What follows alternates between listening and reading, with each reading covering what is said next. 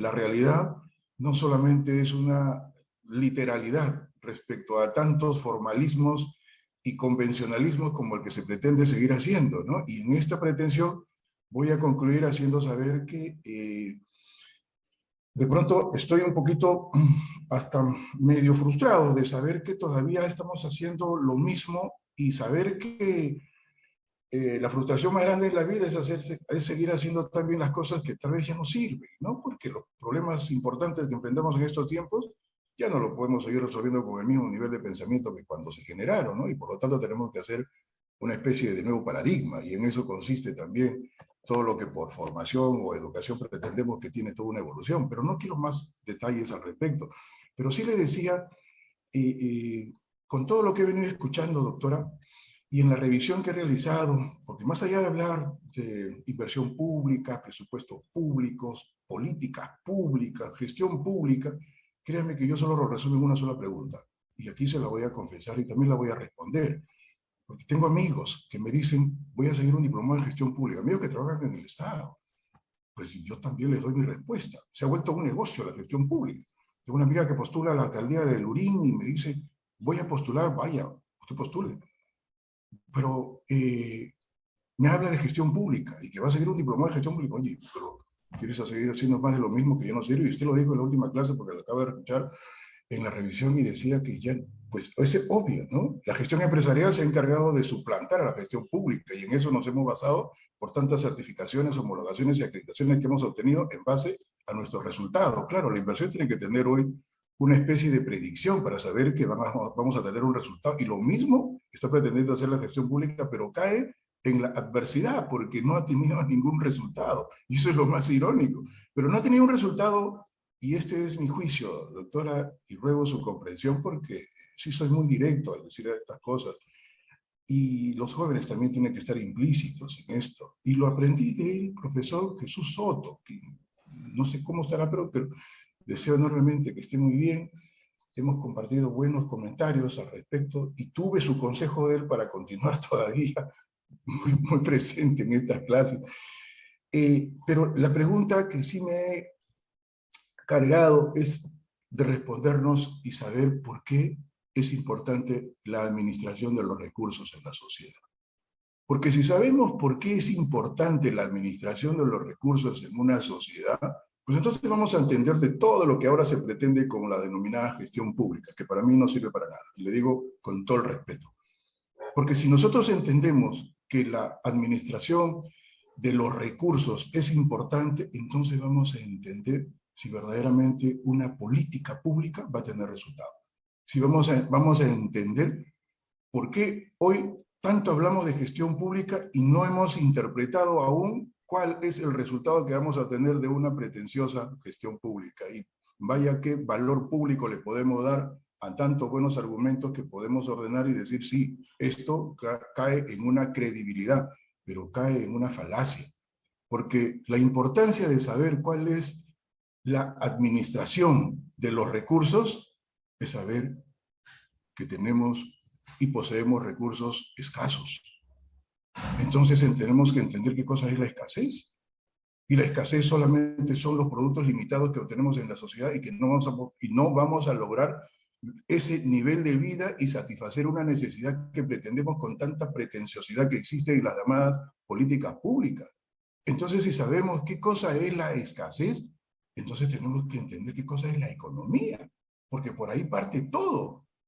Yo he sido joven y he tenido que en un momento entender y pensar qué cosa es la economía para poder lograr, o mejor dicho, para poder tener logros. Y tengo mis logros, como todas las personas adultas. Y si estudiamos una carrera no es porque queremos solo hacer dinero, no, eso sería una falacia también. No, entonces tenemos que entender de dónde parte la economía.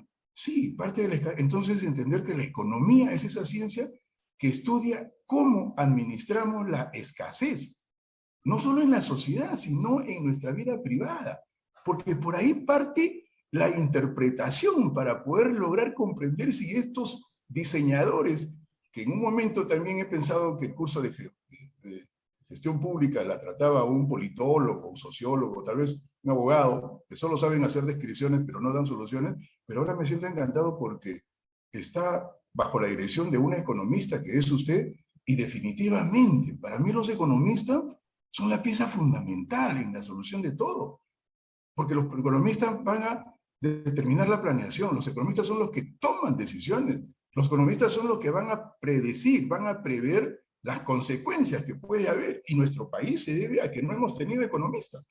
Ningún gobierno, una cosa son los políticos y otra cosa son los economistas. Y el desarrollo, como usted lo acaba de decir, definitivamente en una de sus clases escuché que decía que el crecimiento económico no es evidente, eso es obvio, y hay que interpretarlo por qué. Porque también aquí influye eso que tanto se habla y poco se dice y poco se interpreta tal vez acerca del rol fundamental de los economistas. La economía, pues, más allá que estudia cómo administrar los recursos escasos, pues también se encarga de eso, de estudiar esos factores internos, la toma de decisiones de las personas que están expuestas a diferentes disyuntivas, que están expuestas a los principios que habla la economía, ¿no? Pero la economía no solo estudia pues, la toma de decisiones de las personas, la economía estudia también esa interrelación que existe en el mercado. La economía estudia pues, esa economía en su conjunto, porque si vamos a hablar de todos estos aspectos que la economía estudia, sobre todo con la toma de decisión, también hay que entender que, como ya lo dije, no solamente las personas enfrentamos disyuntivas, sino también tenemos que tomar una decisión en base al costo oportunidades, porque tenemos que renunciar a algo.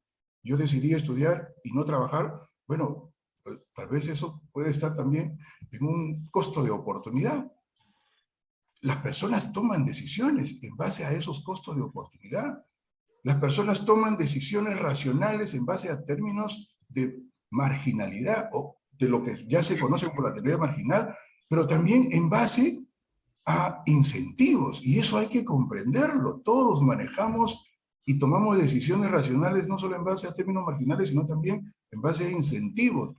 Pues también entender que la economía, en esa influencia propia de entender que la interrelación se evidencia en el mercado, en esos millones de hogares, en la interrelación con las empresas, y como ya lo dijo usted también, la mano invisible de Adam Smith, que en su libro en 1776, vaya qué histórico colorario, de saber que en ese entonces también la independencia de declaración de los Estados Unidos se fomentaba de tal forma histórica que la mano invisible nos trajo también un mensaje, pero un mensaje comprensible que también fue destronado en más de 150 años por del padre de la economía política, Adam Smith, por el famoso John Naismith, ¿no? Pero entonces, si no hemos interpretado todos esos fundamentos, ¿de qué políticas públicas podemos hablar? ¿De qué gestión política pública también podemos hablar?